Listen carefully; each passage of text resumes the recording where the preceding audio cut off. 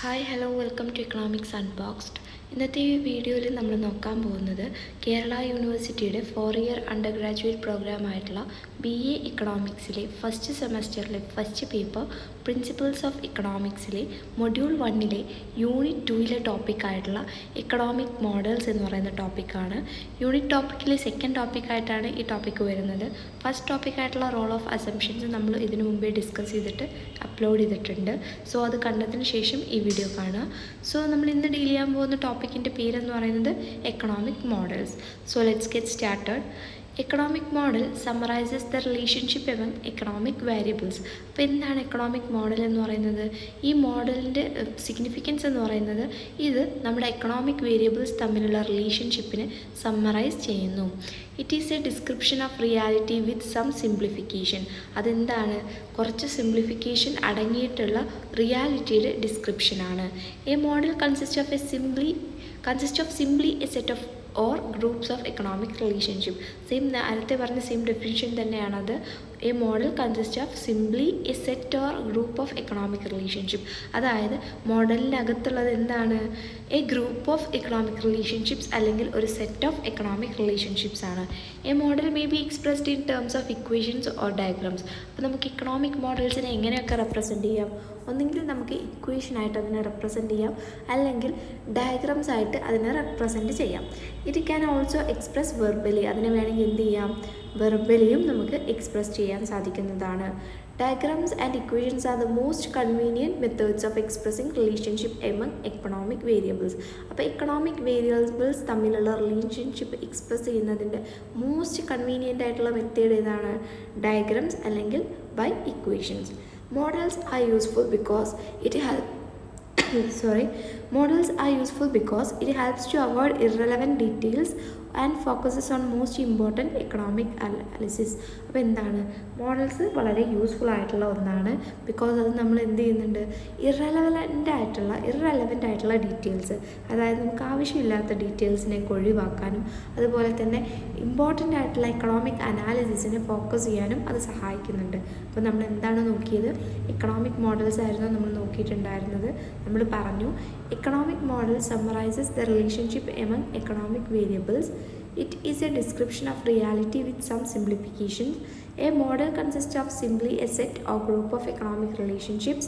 A model may be expressed in terms of equations or diagrams. It can also express verbally. Diagrams and equations are the most convenient methods of expressing relationship among economic variables.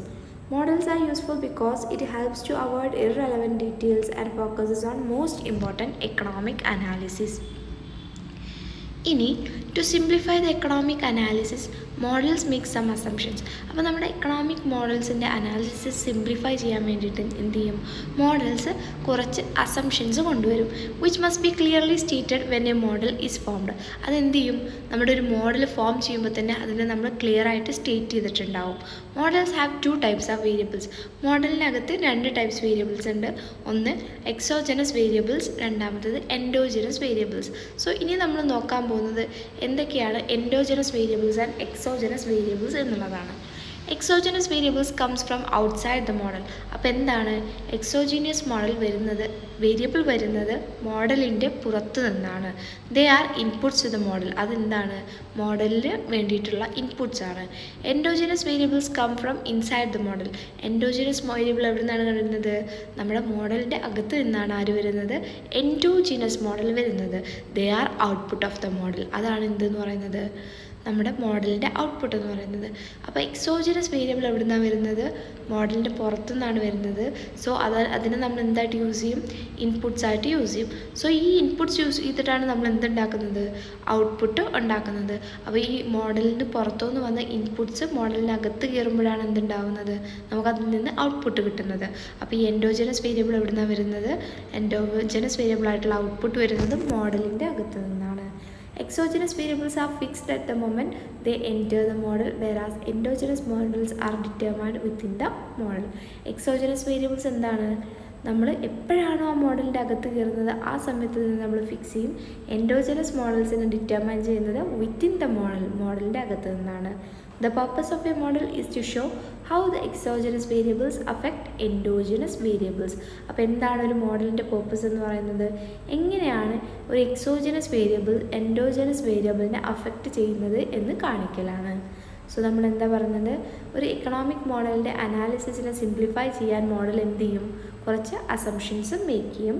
ആ assumption നമ്മൾ എന്ത് ചെയ്യും, model form ചെയ്യുന്ന സമയത്ത് അതിനെ clearly state ചെയ്യും. പിന്നെ നമ്മൾ പറഞ്ഞത് മോഡലിനകത്ത് 2 ടൈപ്സ് ഓഫ് വേരിയബിൾസ് ഉണ്ട്. എക്സോജനസ് വേരിയബിൾ ഉണ്ട്, അതേപോലെ തന്നെ എൻഡോജനസ് വേരിയബിൾ ഉണ്ട്. എക്സോജനസ് മോഡൽ എന്താണ്, that comes from outside the model and അതെന്താണ്, input to the model.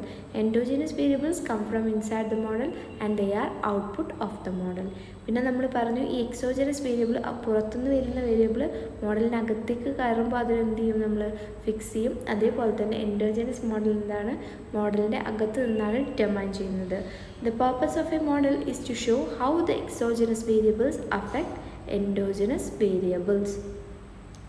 So ഇന്നത്തെ വീഡിയോയിൽ ഇത്രയേ ഉള്ളൂ. ബാക്കി നമുക്ക് നെക്സ്റ്റ് ക്ലാസ്സിൽ നോക്കാം. Thank you.